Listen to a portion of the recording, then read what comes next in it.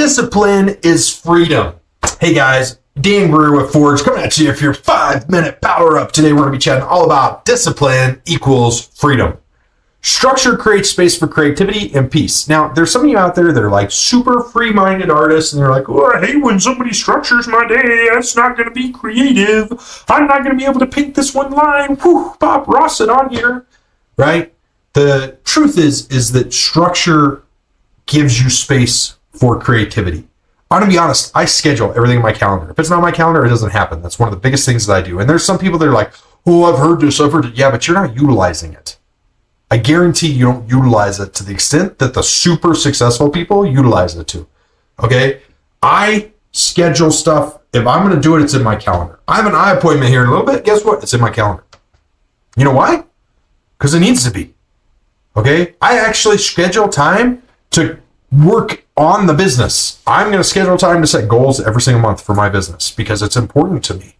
I'm going to schedule time to set goals for me personally. That's discipline so that I can have freedom. Okay? There are daily habits that separate good leaders from great ones. I'm going to say that one more time. There are daily habits that separate good leaders from great leaders. A good leader has okay habits. A great leader is very disciplined. They're going to get up. They're going to do the same thing in the morning. They're going to get up and their discipline is going to be, I'm going to brush my teeth before I get a cup of coffee. I'm going to get a cup of coffee. I'm going to get out the road. I'm going to get on the road. I'm going to get to my office. I'm going to do this, right? I'm going to tell you a little bit of my daily habits. First thing I do is I get up in the morning and I check my emails for what happens overnight because I got people that work around the world. So I take the first 30 minutes of my day and I check on what's going on if they need to catch up on anything. If there's not that much going on, I don't need to catch up on stuff, then guess what? It takes 15 minutes and I move on to the next thing. Next thing, I brush my teeth. Next thing, I get dressed. Next thing, I make a cup of coffee, make a pot of coffee for me and my wife because I love to give her a cup of coffee in the morning. It's a gift I can give her every day. Make it for her. That's what I want. And it's a gift that sometimes she can make me. But it's a gift I get to give her. Okay? After I do that, the next thing I do is I spend about an hour with my kids. My kids get up at about 6 a.m. and they go to school at about 7 a.m. So I spend from 6 a.m. to 7 a.m. with my kids. And there's some stuff that might go on before that. Depends on how early I get it. Depends on what's going on, what time zone I've been in recently, if I'm home or if I'm traveling. There's different things that happen in there. But that's my discipline, right? Then after that, at 7 o'clock, I'm downstairs. I'm going to work. I work from like 7 to 10. I come upstairs at 10 and I have breakfast. I know, it's a late breakfast, but I get to have breakfast. A couple eggs, whatever. I have it with my wife. I've had a cup of coffee. I might have been upstairs once or twice to get a new cup of coffee, get some water. I don't know. Okay? Then at 2 o'clock, I'm stopping to see my wife because most of the time she's got to go to town by like 2:30. So I want to spend a half hour with her before she goes to town with everybody else. And sometimes that happens. Sometimes that doesn't happen. It just depends on the day and her day and what's going on there. But that discipline gives me time with her. Do you see how important that is? If quality time is her love language, I have to speak that by being intentional about that.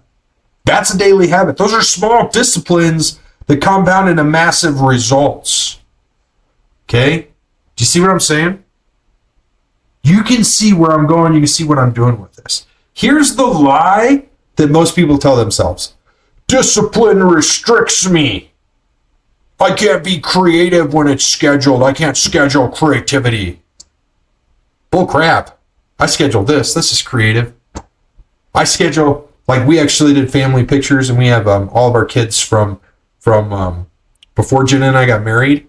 So like pre-kids, and then we did a picture every single year and each one has multiple pictures in it, like 10 to 25 pictures in it or 30 pictures or 40 pictures, depending on how it is. And like we have one for each year and we plastered them on our wall. It's like ching, ching, ching, ching, ching. It's super cool, right? To be able to look at them. It's super cool to be able to go see them. It's super cool for somebody else to come into our house and be like, oh my gosh, this is amazing. And we have every year. I scheduled that to create those pictures.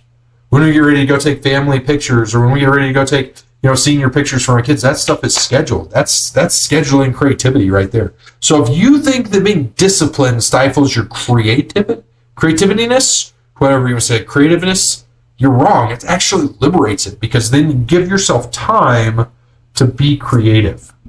So here's what I want you to do. I want you to pick one non-negotiable habit for this week, and I want you to protect it in your calendar and make sure that happens. I want it to be a new habit, not a habit you've been doing forever. All right, guys, get out there, get Forge, get a copy of Grease Grace. We'll chat with you guys later. Bye.